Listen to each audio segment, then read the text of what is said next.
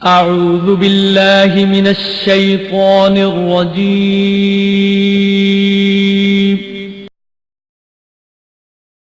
بسم الله الرحمن الرحيم.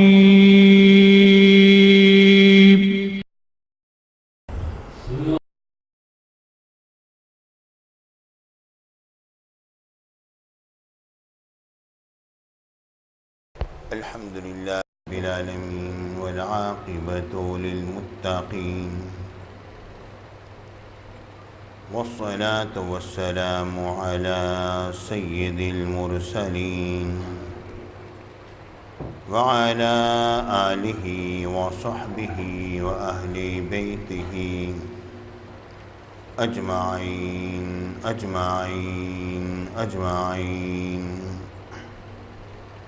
أما بعد فأعوذ بالله من الشيطان الرجيم. بسم الله الرحمن الرحيم. وقالوا ما هي إلا حياتنا الدنيا نموت ونحيا وما يهلكنا إلا الدار وما لهم بذلك من علم إن هم إلا يظنون. صدق الله العظيم وصدق رسوله النبي الكريم الأمين. وإن الله تعالى عز وجل قال في شأن حبيبه مخبرا وآميرا إن الله وملائكته يصلون على النبي يا أيها الذين آمنوا صلوا عليه وسلموا تسليما. اللهم صل على سيدنا مولانا محمد وعلى آل سيدنا مولانا محمد وبارك وسلم وصلی علیہ. محترم حضرات، پیارے ساتھیوں، دوستوں، بزرگوں، پیارے پیارے بچوں، پیارے بھائیوں، السلام علیکم ورحمۃ اللہ وبرکاتہ.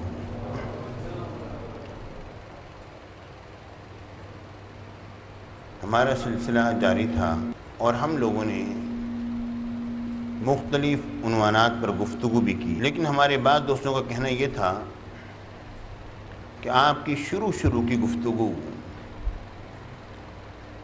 وہ چند بچوں نے سنی تھی، کیونکہ پہلے مواقع تھے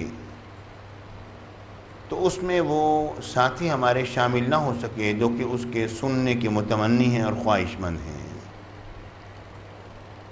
آپ اسی موضوع کو اس انداز میں پیش کریں کہ جو بچے پہلے سن چکے تھے ان کے لیے بھی دلچسپی کا سامان ہو جائے اور باقی جتنے ہمارے بچے اور ہمارے دوست اس میں شامل ہو رہے ہیں ان کے لیے علم میں اضافے کا سبب بن جائے. رب کی بارگاہ میں دعا ہے، یا اللہ تو ہمارے علم کو فزوں تر فرما اور اے پروردگار تو ہمارے علم کو بڑھا دے. اور ہم تیری بارگاہ میں دعا کرتے ہیں، ہم نہیں جانتے مگر تو جاننے والا ہے. آج ہماری گفتگو پھر اسی پہلے موضوع پر ایک دفعہ دوبارہ ہو رہی ہے تاکہ ہمارے بچے سب اس سلسلے میں مکمل طور پر شامل ہو جائیں، کیونکہ بہت ساری باتیں ایسی آگے آئیں گی جو کہ یہی باتیں میں اس میں کوٹ کروں گا اور میں پیش کروں گا. سب سے اہم ترین مسئلہ ہے اس کائنات کا، چونکہ رب العالمین نے فرمایا وَمَا خَلَقْتُ الْجِنَّ وَالْإِنسَ إِلَّا لِيَعْبُدُونَ، کہ ہم نے جنات اور انسان کو اپنی عبادت کے لیے بنایا، یعنی اپنی معرفت کے لیے پیدا فرمایا. جب تک رب العالمین کی معرفت نہ ہوگی تخلیق انسانی کا مقصد جو ہے وہ پورا نہ ہوگا. یعنی وہ مقصد پورا نہ ہونے کا مطلب رب کے لیے نہیں بلکہ ہمارے اعتبار سے ہے. بچوں، ایک بات میں کرتا جاؤں، چونکہ میں یہ چاہتا ہوں کہ آپ میری گفتگو کو سمجھنے کے عادی ہو جاؤ. میں ایک انتہائی لطیف بات کرنے لگا ہوں، ذرا توجہ فرمائیے. ہم اہل سنت کا موقف یہ ہے کہ اللہ تعالیٰ کے افعال معلل بالاغراض نہیں ہوتے. یہ ایک جملہ ہے جو ہم بول دیتے ہیں وہ یہ ہے کہ اللہ تعالیٰ کا کوئی بھی فعل، اللہ تعالیٰ کے افعال، اللہ تعالیٰ کا کوئی کام کرنا اس لیے نہیں ہوتا کہ اللہ تعالیٰ کو اس کام سے کچھ غرض ہے۔ غرض ہمارے لیے ہوتی ہے، اللہ کے لیے کوئی غرض نہیں ہے۔ جب کچھ نہ تھا تب بھی اللہ تھا، جب سب کچھ فنا ہو جائے گا تب بھی اللہ ہوگا۔ اللہ تعالیٰ کے افعال معلل بالاغراض نہیں ہوتے۔ جب رب العالمین نے یہ بات فرمائی کہ میں نے جنات اور انسان کو اپنی عبادت، اپنی معرفت کے لیے بنایا، پیارے بچوں یہ بات جان لو، اللہ تعالیٰ کی اس میں کوئی غرض نہیں ہے کہ اللہ کی عبادت کی جائے۔ اس لیے ہمارے دادا پیر و مرشد سید محمد خلیل کاظمی نے اپنے دیوان میں چند اشعار لکھے، جن کا مفہوم میں پیش کرتا ہوں وقت کی قلت کی بنا پر۔ وہ یہ فرماتے ہیں کہ اللہ رب العالمین اس وقت بھی مسجود تھا جبکہ کوئی ساجد نہ تھا، وہ اس وقت بھی معبود تھا جبکہ کوئی عابد نہ تھا، وہ اس وقت بھی رازق و رزاق تھا جبکہ کوئی مرزوق نہ تھا۔ یعنی یہ افعال اللہ تعالیٰ کی جتنے بھی ہیں ان سے اللہ تعالیٰ کو کوئی فائدہ نہیں ہے۔ رب العالمین ہمارے فائدے کے لیے کام کر رہا ہے۔ تو پروردگار نے فرمایا میں نے جنات اور انسانوں کو جو بنایا ہے اپنی عبادت کے لیے بنایا، لیکن یہ نہ سمجھ لینا کہ اس سے رب کی کوئی غرض ہے، نہیں، رب کی غرض نہیں ہے، اس میں ہماری غرض ہے۔ اگر ہم نے رب کی معرفت کو پا لیا تو ہم جنت میں جائیں گے اور ہدایت یافتہ ہو جائیں گے، اور اگر ہم رب سے دور ہو گئے تو دور ہٹتے ہی چلے جائیں گے اور جہنمی بن جائیں گے، نعوذ باللہ العیاذ باللہ۔ رب کی بارگاہ میں دعا ہے یا اللہ تو ہمیں ہدایت پر قائم و دائم فرما۔ پیارے ساتھیوں، یہاں پیارے بچوں ایک بات ذہن میں رکھو، یہاں پر خالص علمی اور ٹھوس باتیں انشاءاللہ آپ کو ملیں گی۔ ایسی چیزیں نہیں ملیں گی جو کہ سطحی چیزیں ہوں اور انسان ان سے گزر جائے۔ آپ کو ایک علمی گہرائی اس میں ملے گی انشاءاللہ۔ اب اس وقت جس بات کو میں پیش کرنا چاہتا ہوں وہ یہ ہے کہ وجود باری تعالیٰ پر ہم نے گفتگو کرنی ہے کہ اللہ ہے، کیونکہ ہمیں جب پیدا کیا گیا ہے اللہ کی معرفت کے لیے، تو جب تک ہم یہ جانیں گے نہیں کہ اللہ ہے تو اس کی معرفت کیسے حاصل ہوگی؟ تو اللہ رب العالمین کو جاننا، اس کی معرفت کو حاصل کرنا، اس کی شان کے مطابق جو اس کی شان ہے جتنا ہم لوگ حاصل کر سکتے ہیں وہ ہم پر لازم ہے۔ ایک وہ زمانہ تھا جب کہ کوئی کسی نبی کی تعلیم کسی شخص تک اگر نہ پہنچی ہو، ایسے بعض لوگ حضور کے زمانے اقدس میں بھی آئے، بےایمانہ کہ ابھی میرے آقا نے اظہار نبوت نہ فرمایا تھا، اور وہ لوگ آئے اور انہوں نے کیا کیا، انہوں نے کہا کہ ہاتھوں کے تراشے ہوئے بوتی ہمیں کیا فائدہ دیں گے، میں جانتا ہوں کوئی ہے صحیح جس نے کائنات کو بنایا ہے۔ تو وہ شخص مواحد تھا، میرے آقا نے فرمایا یہ زید بن نفیل جو ہیں قیامت کے دن ایک امت بن کر اٹھیں گے، کیونکہ انہوں نے خدا کی معرفت اپنے ذہن کے مطابق انہوں نے کر لی جتنے وہ کر سکتے تھے۔ باقی معرفت جو ہے وہ کون عطا کرتا ہے؟ وہ اللہ اپنے پیارے نبیوں اور رسولوں کو ذریعے سے عطا فرماتا ہے۔ جب اتنی بات آپ کے ذہن میں آ گئی تو آپ بچوں، پیارے بچوں، یہ بات جان لو کہ خدا کی معرفت اگر انسان کے پاس نبی کی تعلیمات نہ بھی پہنچی ہوں، پھر بھی رب العالمین کی معرفت کا ہونا ضروری ہے انسان کے لیے، کیونکہ عقل انسانی اس بات کی مقتضی ہے کہ وہ مانے کہ اس کائنات کا کوئی نہ کوئی بنانے والا ہے۔ اور اس لیے پورے قرآن مجید میں، میں پورے وثوق اور پورے یقین سے یہ بات عرض کر رہا ہوں، پورے قرآن مجید میں آپ کو رب العالمین کی توحید کے بارے میں تو آیات ملیں گی کہ اللہ کو ایک مانو، مگر کوئی ایسی بات نہ ملے گی کہ تم اللہ کو مانو کہ وہ ہے، کوئی ایسی آیت آپ کو نہ ملے گی۔ کیوں؟ وجہ کیا ہے؟ وجہ یہ ہے کہ اللہ کے وجود کو تسلیم کر لینا یہ پروردگار نے ہر انسان کی جبلت میں یہ چیز رکھ دی ہے کہ ہر انسان اللہ کے وجود کو تسلیم کرے، اور اس لیے جو شخص اللہ کے وجود کو مانتا ہے اگرچہ نبی کی تعلیمات نہیں بھی پہنچی ہیں تو قیامت کے دن وہ الگ ایک امت بن کر اٹھے گا اور وہ جنتی ہوگا۔ لیکن جب رسول کی تعلیمات پہنچ گئیں، اس کے بعد اگر کوئی شخص یہ کہے کہ جی میں اللہ کو مانتا ہوں اس لیے کیونکہ میری عقل کہتی ہے، رسول کے کہنے پر نہیں مانتا، تو وہ مسلمان نہ ہوگا، کیونکہ صرف لا الہ الا اللہ اب ہمارے لیے ایمان کے لیے اتنا کافی نہیں جب تک کہ اس کے ساتھ محمد رسول اللہ صلی اللہ علیہ وسلم کو نہ ملایا جائے گا۔ پیارے بچوں، بات سمجھ میں آئی آپ کو؟ یہ بڑی میں نے ایک تفصیل سے ایک تمہید میں نے پیش کر دی۔ آپ دیکھیے اور غور کیجئے، جب ہم نے یہ بات جان لی کہ ہمارے اللہ کے وجود کا ماننا ہمارے لیے لازم ہے، تو ظاہر ہے اب ہم سب سے پہلے ہم کس چیز پر کلام کریں گے اپنے دروس میں؟ وجود باری تعالیٰ پر ہماری گفتگو ہوگی کہ اللہ ہے، اسے تسلیم کرو۔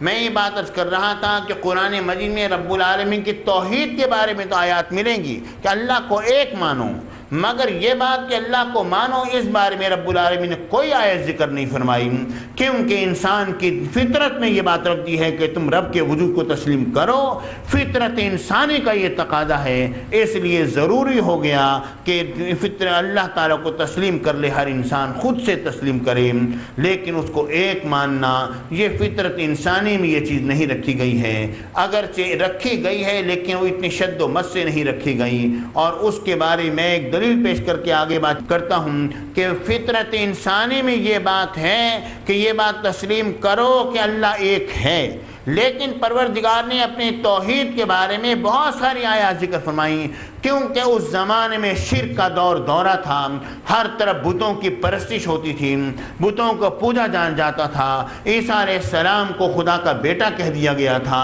عزیر علیہ السلام کو عزیر ابن اللہ کا کہہ دیا تھا یہود نے، یعنی یہود و نصارہ اور مشرکین تمام کے تمام شرک کے اندر یوں کہہ دو کہ مبتلا ہو چکے تھے۔ ایسی صورت میں ضروری تھا کہ توحید باری تعالیٰ کو بیان کیا جائے، تو پروردگار نے اپنی توحید کا ذکر بار بار فرمایا، جس طرح کہ انسانی فطرت میں بھی یہ بات ہے۔ اس کی مثال دیتا ہوں، سمجھیے۔ یہ بات وہ سمجھیں گے جن کی اولاد ہوئی ہوگی اور ایک کے بعد دوسری اولاد ہوئی ہوگی، صرف ایک اولاد کی بات نہیں، جب ایک بیٹا ہو جائے اس کے بعد دوسری اولاد ہو تو پہلا بیٹا جو ہے نا وہ دوسرے کو تسلیم کرنے پر تیار نہیں ہوتا ہے، نہیں ہے اس طرح، یعنی کوئی بات ہوتی ہے وہ بعد کھڑے کھڑے اچانک دھکا دے دے گا، کوئی ایسی بات کر دے گا۔ یہ اسی طرح بچیوں میں دیکھ لیں، اگر ایک جو بڑی اولاد ہے وہ چھوٹی کو تسلیم نہیں کرتی، کیونکہ اس کی جبلت میں یہ بات ہے کہ یہ کون آ گیا، میری ماں باپ کی محبت میں کون شریک ہو گیا، یہ بات آپ کو ماننی پڑے گی۔ اس طرح ہے اور اس طرح ہوتا ہے، گھر گھر میں اس طرح ہوتا ہے، لیکن جب بچے سمجھدار ہوتے چلے جاتے ہیں وہ یہ جان لیتے ہیں یہ ہمارا بھائی ہے، ہمیں اس کا خیال کرنا ہے، وہ ٹھیک ہے بعد میں وہ چیز محبت میں بدلتی چلی جاتی ہے، لیکن انسانی فطرت جو ہے وہ اس بات کی متقاضی ہے کہ وہ اپنی چیز میں کسی اور کو شریک قرار نہ دے۔ جب انسان کی فطرت اس بات کا تقاضا کرتی ہے تو وہ یہ بات کیسے مان لے گا کہ اس کائنات کے بنانے میں اللہ کے ساتھ کوئی اور بھی شریک ہے؟ تو انسانی فطرت میں رب العالمین نے گویا یوں کہہ دو یہ بات رکھ دی ہے۔ جب اتنی بات آ گئی، اب ہم گفتگو کرتے ہیں اس بات پر کہ اللہ ہے، اللہ کے وجود کو مانو۔ آج کل لوگوں نے کیا بات کہی جو اللہ تعالیٰ کے وجود کا انکار کرتے ہیں، یہ ان کی بات کوئی آج کی نہیں ہے، یہ تو 1500 سال پہلے کی بات ہے۔ انہوں نے کہا جی بات اصل میں یہ ہے کہ یہ دنیا ہی میں آئے ہیں، جئیں گے، کھائیں پئیں، عیش کریں، اپنے معاملات کو دیکھیں، اور اس کے بعد پھر ہم نے مر جانا ہے، پھر ہم نے ختم ہو جانا ہے۔ ظاہر ہے مرنا تو ہے، تو اس دنیا میں جو آئے ہوتے عیش تو کر لو نا، بس یہ کبھی کوئی بیماری آ گئی، آب و ہوا ایسی چل پڑی، فلو ہو گیا، بگڑ گیا، بندہ مر گیا، کبھی کوئی معاملہ ایسا ہو گیا بندہ دنیا سے چلا گیا، یہ تو ہوتا ہی رہتا ہے۔ تو اس لیے یہ وہ زندگی، یہ دنیا ہی کا نام ہے، اللہ تعالیٰ کا کوئی وجود نہیں ہے۔ اللہ کو ہم کیسے مانیں؟ ہم لوگ اس بات کو تسلیم نہیں کرتے ہیں۔ یہ بات انہوں نے آج نہیں کہی، بلکہ آج سے 1500 سال پہلے قرآن مجید نے اس بات کو دہرایا۔ ان کے اس بات کو رب العالمین نے بیان فرمایا۔ پروردگار نے فرمایا وَقَالُوا مَا هِيَ إِلَّا حَيَاتُنَا الدُّنْيَا، وہ کہتے ہیں بس یہ دنیاوی زندگی ہی تو ہے نا، اور کیا ہے؟ نموت و نحیا، ہم مر جائیں گے اور زندہ ہوتے ہیں، ہم مر جائیں گے اور زندہ ہوتے ہیں۔ وَمَا يُهْلِكُنَا إِلَّا الدَّهْرُ، بس یہ زمانہ ہی تو ہے جو ہمیں ہلاک کر دیتا ہے۔ زمانے کے گزرنے سے ہم بوڑھے ہوتے چلے جاتے ہیں، کمزور ہوتے چلے جاتے ہیں، ہم لوگوں نے کوئی الٹی سیدھی چیز کھا لی، کوئی معاملہ ہو گیا، کوئی فضا موافق نہ آئی، وغیرہ وغیرہ، زمانہ ہی تو ہے جو کہ ہمیں ہلاک کر دیتا ہے۔ وَمَا لَهُمْ بِذَلِكَ مِنْ عِلْمٍ، رب نے فرمایا حقیقت یہ ہے کہ انہیں علم نہیں ہے، علم نام کی کوئی چیز ان کے پاس نہیں ہے۔ اِنْهُمْ إِلَّا يَظُنُّونَ، وہ بس گمان ہی تو کر رہے ہیں نا، اور یہ کیا کہہ رہے ہیں کہ بس یہ دنیاوی زندگی ہے اور مر جائیں گے اور کچھ نہ ہوگا، یہ صرف ان کا ایک گمان ہے اور کچھ نہیں ہے۔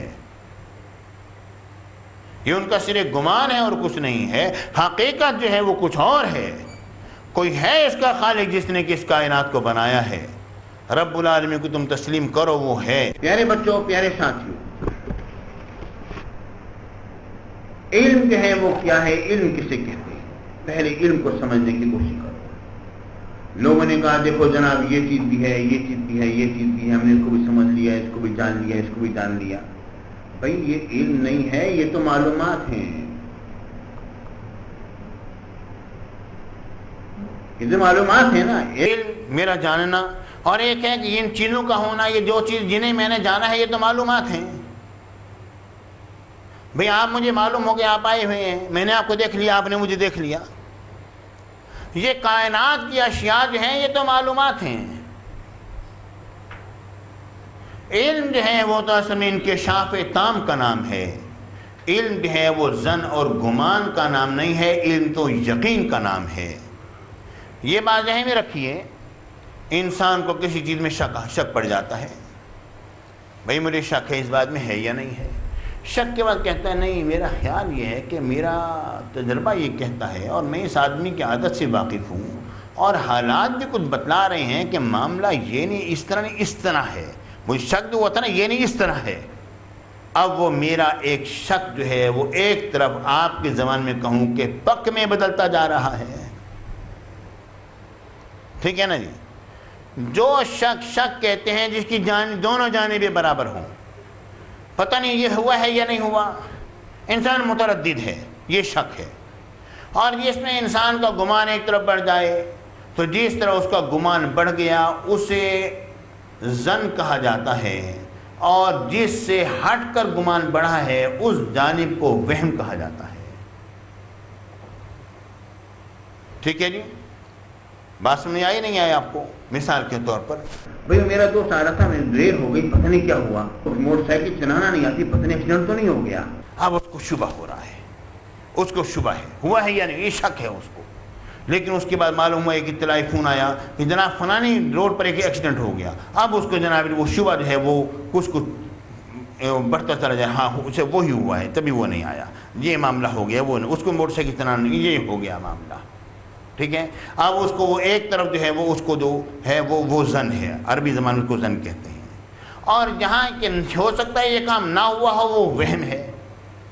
تو رب العالمین نے فرمایا کہ یہ تو ایک ظن میں پڑے ہوئے ہیں، اپنے طور پر انہوں نے اپنے ذہن میں غالب گمان کر لیا ہے کہ اس طرح سے ہوگا، حالانکہ ہے نہیں اس طرح، حقیقت ان دو اور چیز ہے۔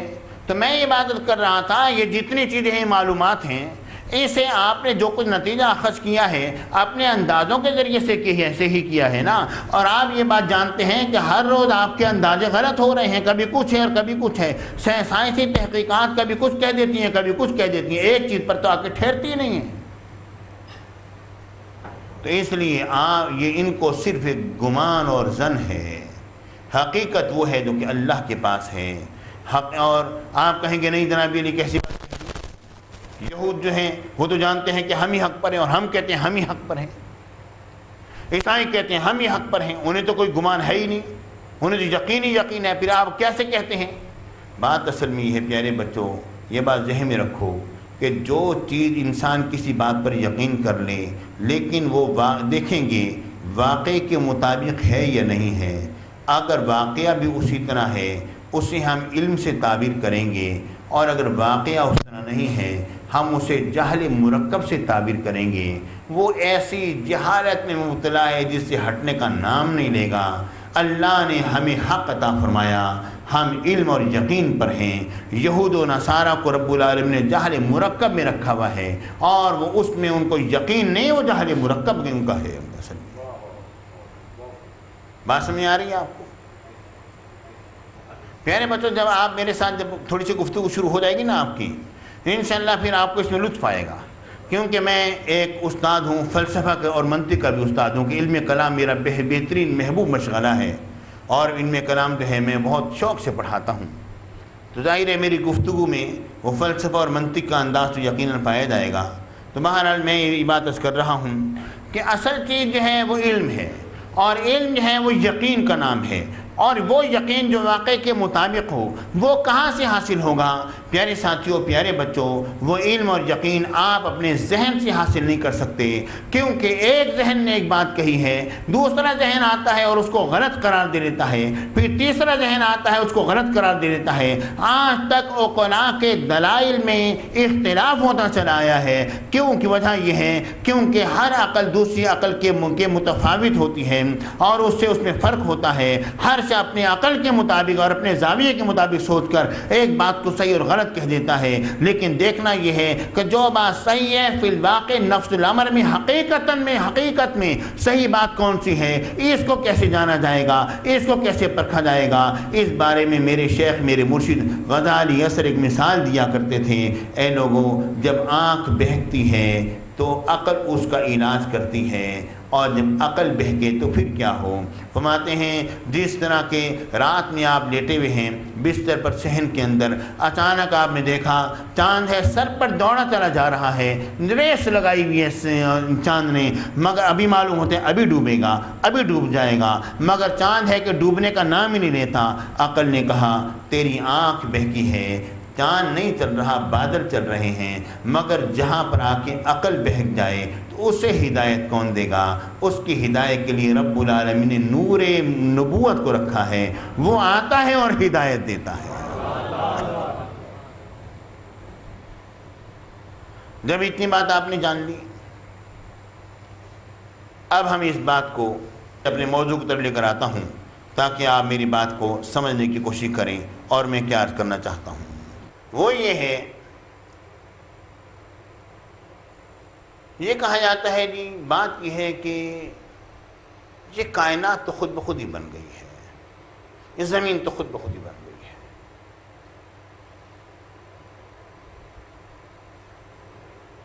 کائنات خود بخود بن گئی، زمین خود بخود بن گئی، یہ چاند سورج اچانک خود بخود بن گئے. امر اتفاقی طے ہو گیا، اتفاقاً یہ سارا کا سارا کام ہوتا چلا گیا. اچھا، اتفاقاً کام ہو گیا تو جو کام اتفاقی ہو اس کے بارے میں آپ کی کیا رائے ہے؟ وہ کہتے ہیں اصل میں یہ کام اس لیے چل رہا ہے کیونکہ ہر بات کے پیچھے کوئی نہ کوئی لاجک ہے، کوئی نہ کوئی وجہ ہے، کوئی نہ کوئی دلیل ہے، کوئی نہ کوئی برہان ہے، کوئی نہ کوئی معاملہ ہے جس کی بنا پر یہ کائنات آگے بڑھ رہی ہے. آگے بڑھ، وہ کیسے؟ آپ غور کر لیجیے، ایک گندم کا بیج بویا، اس سے ایک پودا اگایا، اسی سے سٹا اگایا، اسی سے گندم بن گئی، اسی کو دوبارہ بو دیا تو اور بڑا کھیت ہو گیا. دیکھیے، ہم نے گندم کے بیج کو ہم نے اس میں ڈال دیا، مٹی میں ڈال دیا، پانی دے دی، کھاد دے دی، اور جناب وہ ہو گئے، وہ ہو گیا. یہ گندم کے بیج میں یہ صلاحیت تھی، مٹی کے اندر یہ صلاحیت تھی، اور یہ ہو گیا. اس کے بارے میں دو باتیں عرض کروں گا. یہ سب کچھ خود بخود ہی ہو گیا، اور ہر بات کے پیچھے کوئی نہ کوئی وجہ ہے، کوئی نہ کوئی لاجک ہے، اس لیے ہو رہا ہے. اچھا جی، سب کا سب کچھ اچانک ہو گیا؟ ہاں جی، ہو گیا. پیارے بچوں، مجھے ایک بات تو بتلاؤ کہ اگر یہ کہا جائے کہ یہ سب کا سب کچھ اسی طرح ہوتا چلا جا رہا ہے اور یہ قانون بن گیا ہے اور اس کے مطابق ہو رہا ہے، تو یہ چیز عقل میں آنے والی نہیں ہے۔ وجہ کیا ہے؟ یہ مجھے بتلائیے کہ یہ ان چیزوں میں یہ قوت جو رکھی گئی ہے، ان کی اپنی ہے یا کس نے رکھی ہے؟ گیہوں کے بیج میں اگنے کی قوت کسی کی رکھی ہوئی ہے یا اس کی اپنی ہے؟ ایک گیہوں کے بیج سے گیہوں اگے گا، آلو سے آلو اگے گا، گنے کے بیج سے گنا ہی اگے گا۔ یہ کس نے رکھی ہے یا اس کی اپنی؟ کہتے ہیں اس کی اپنی قوت ہے، بس اس کو اس طرح ملاؤ گے یہ ہو جائے گا، مٹی اور کھاد کے ساتھ ملاؤ گے ہو جائے گا۔ اچھا جی، یہ خود بخود ہو جائے گا؟ ہاں خود بخود، اس کی اپنی قوت ہے، کسی نے نہیں رکھی۔ ہاں جی، اچھا یہ بتلائیے کہ میری گندم کیسے بن گئی؟ جس جگہ سے گندم بنی ہے اس جگہ سے، کیونکہ اچانک سارا ایک دم سے تو سب اگنی اگایا نا، یہ تو خود بھی یہ بات کہتی ہے نا کہ یہ ساری کی ساری آہستہ آہستہ ہوا ہے، آہستہ آہستہ سارا کا سارا کام ہوا ہے، روشنی ٹکرائی ہے۔ بگ بینگ تھیوری جو ہے آپ کے علم میں ہے، جو یہ کہتے ہیں کہ جناب شعاعیں ٹکرائی ہیں اور اس کے بعد ایک بڑا دھماکہ ہوا ہے، یہ ساری کائنات اس طرح بن گئی ہے۔ میری جب گفتگو ہوئی برطانیہ میں، ہمارے کچھ دوست ہیں، ان سے کہنے کی بات یہ ہے، وہ یہ کہتے ہیں کہ بس ایک نقطہ تھا، اس سے سارا کام ہو گیا، وہ پھٹا ہے اور اس کے اندر بے پناہ قوت تھی، اس سے ہو گیا۔ میں نے کہا اگر نقطہ ہے تو وہ تو حدیث پاک میں آتا ہے، یا جابر اول ما خلق اللہ نور نبیک من نورہ، اے جابر اللہ نے سب سے پہلے آپ کے نبی کے نور سے ساری کائنات کو بنا دیا۔ وہ پھر اس کی دوسری حدیث پاک میں آتا ہے، میرے آقا نے فرمایا اے جبریل بتائیے آپ کی عمر کتنے سال ہے؟ بڑی مشہور زمانہ حدیث ہے۔ حضور اور تو میں نہیں جانتا، اتنی بات جانتا ہوں کہ 5ویں حجابی عظمت میں نوری ستارہ چمکا کرتا تھا، 70,000 سال کے بعد ایک مرتبہ چمکتا تھا، اور میں نے اس کو اپنی زندگی میں 72,000 مرتبہ دیکھا ہے، مجھے اتنا پتہ ہے۔ اور وہ 1000 سال کون سی ہم نہیں جانتے، اس کا اندازہ آپ اس سے لگائیے، وہ 1000 سال کون سے ہیں اس کا اندازہ اس سے لگائیے کہ جب ہمارے سائنسدانوں سے ہماری گفتگو ہوئی، کہنے لگے جی آپ کے سورج کی عمر جو ہے 6 ارب سال ہے۔ ٹھیک ہے جی، ہم نے مان لیا آپ کی بات، 6 ارب سال ہے۔ ہمارا قرآن کہتا ہے کہ ہم نے آسمان اور زمین کو کب بنایا، یعنی کہ سارا سلسلہ جو بھی بنا ہے کتنے عرصے میں بنا؟ 6 دنوں میں بنا ہے۔ ایک دن 1 ارب سال کے برابر تھا، چونکہ یہ دن اور رات کا یہاں کا تصور تو اس سورت کے حساب سے ہے نا۔ جب یہ سورج نہیں تھا تو پھر کون سا معاملہ تھا؟ جس طرح قیامت کے بارے میں آتا ہے کہ قیامت کا ایک دن 50,000 سال کے برابر ہوگا، وہ ایک دن 50,000 سال کے برابر ہے، اب اندازہ کر لیجئے، تو ہر حساب سے ایک دن ہوگا نا جی۔ رب العالمین نے اپنے حساب سے ایک دن مقرر کیا ہوا ہے نا۔ یہ دنیا کا ایک دن ہے، یہ ایک دن ہے، بالکل ٹھیک ہے، لیکن سورج جو 6 ارب سال میں بن رہا ہے تو اس کا 6 ارب سال، تو 1 ارب سال جو ہے وہ دراصل وہ ایک دن ہے جس کا ذکر قرآن پاک میں آتا ہے۔ اور سورج جو ہے وہ ایک دم سے نہیں بنا، کوئی چیز بھی ایک دم سے نہیں بنی، کیونکہ رب العالمین وہ رب العالمین ہے، اور ربوبیت اس چیز کی متقاضی ہے کہ کسی بھی چیز کو آہستہ آہستہ جو صلاحیت اس میں رکھی گئی ہے اس کے مطابق اسے منصب کمال تک پہنچا دے، وہ رب ہوتا ہے۔ تو میرا اللہ وہ رب ہے، اس نے کائنات کو ایک دم سے نہیں بنا دیا، آہستہ آہستہ اس میں تغیر اور تبدل آتا چلا گیا، یہاں تک یہ کائنات بن گئی۔ اور آج ہماری سائنس کہتی ہے کہ سورج کی عمر 6 ارب سال ہے، اور ہمارا قرآن فرماتا ہے زمین اور آسمان کو ہم نے 6 دنوں میں بنایا ہے۔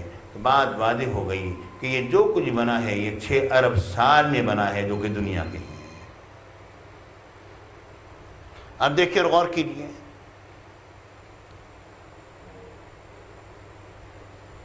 یہ کہتے ہیں یہ امر اتفاقی تھا، اس طرح ہو گیا۔ ہم کہتے ہیں امر اتفاقی نہیں تھا، یہ اللہ تعالی نے بنایا ہے۔ نہیں، یہ ہر بات کے پیچھے کوئی نہ کوئی لاجک ہے۔ وجہ ہے.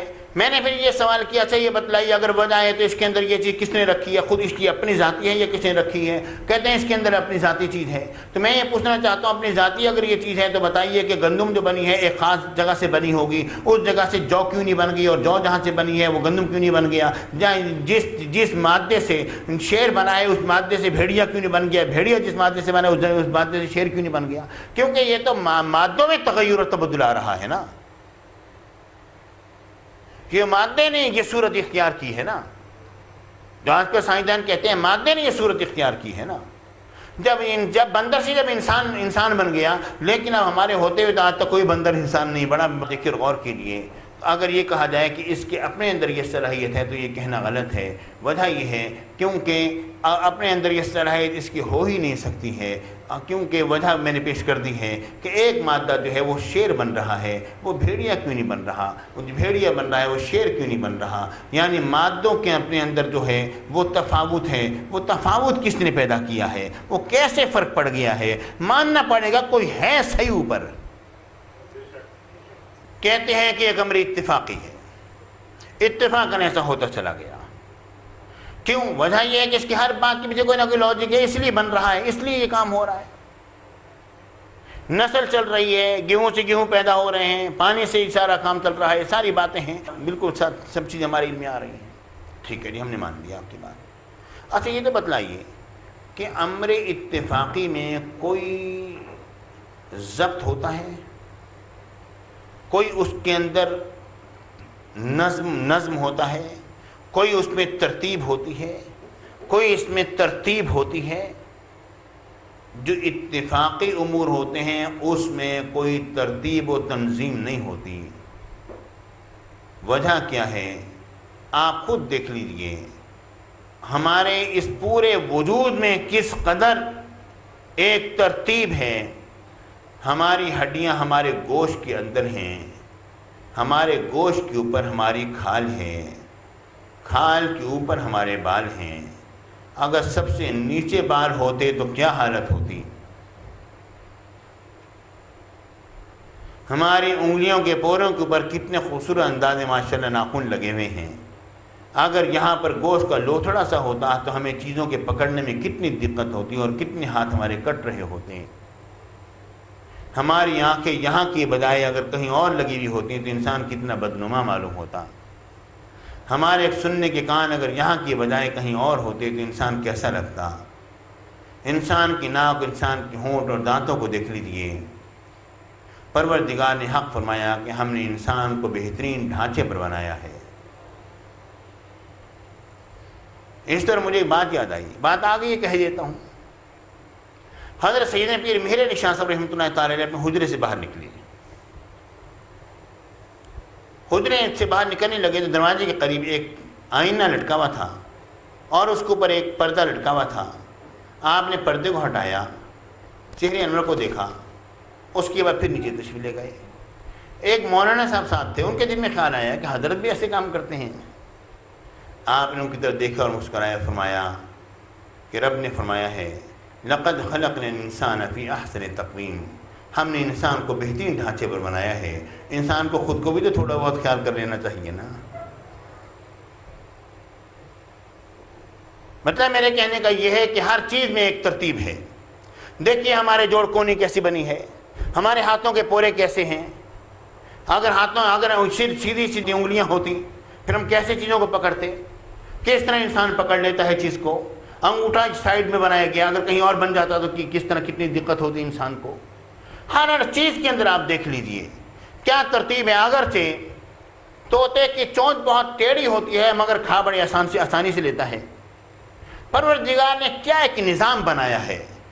یہ ساری چیزیں ایک امر اتفاقی نہیں ہیں, کیونکہ امر اتفاقی کے اندر جو ہے وہ کوئی نظم اور ترتیب نہیں ہوتی ہے. اس چیز میں ایک ترتیب نظر آ رہی ہے, ایک سلیقہ نظر آ رہا ہے, ایک بات نظر آ رہی ہے. دیکھیے آپ غور کیجئے, اس پر میں نے مثال دی تھی اپنے پچھلے درس کے اندر, چونکہ بہت سارے بچے اب نئے آئے ہوئے ہیں, میں ان کو پیش کرنا چاہتا ہوں. توجہ فرمائیے, جب انسان چلتا ہے, بازار میں جا رہا ہے, لوگ اس کو دیکھ رہے ہیں, وہ بڑی ترتیب سے چلے گا, اپنے قدم کو سنبھال کے اٹھا کے رکھے گا, وہ اتنا لمبا قدم نہیں رکھے گا کہ لوگ دیکھنے والے حیرت زیادہ ہو جائیں، بھاگ رہے ہیں، کیا کر رہے ہیں بھائی.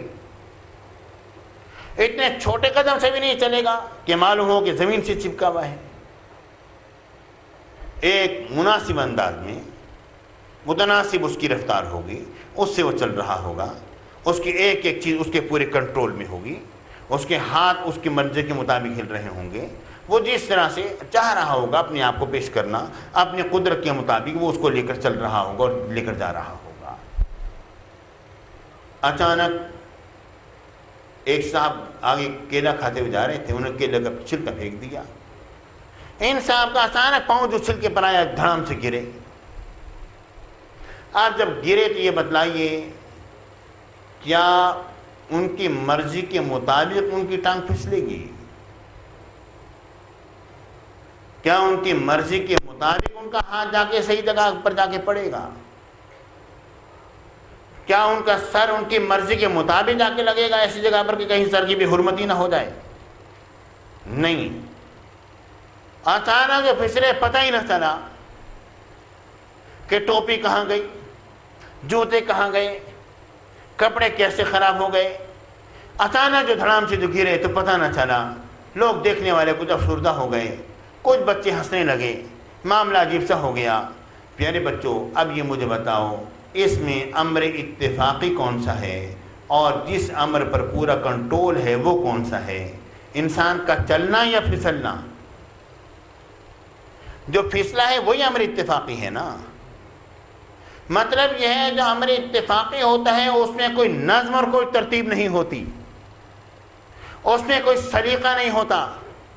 تو یہ نظم اور ترتیب جو ہے یہ بتلا رہی ہے کہ یہ امر اتفاقی نہیں ہے اس کائنات کا. یہ ساری کائنات جو بنی ہے یہ ایک اتفاقاً نہیں بن گئی، اس کا کوئی بنانے والا ہے، کسی نے اس کائنات کو بنایا ہے. یہ کوئی ایسا امر اتفاقی نہیں ہے.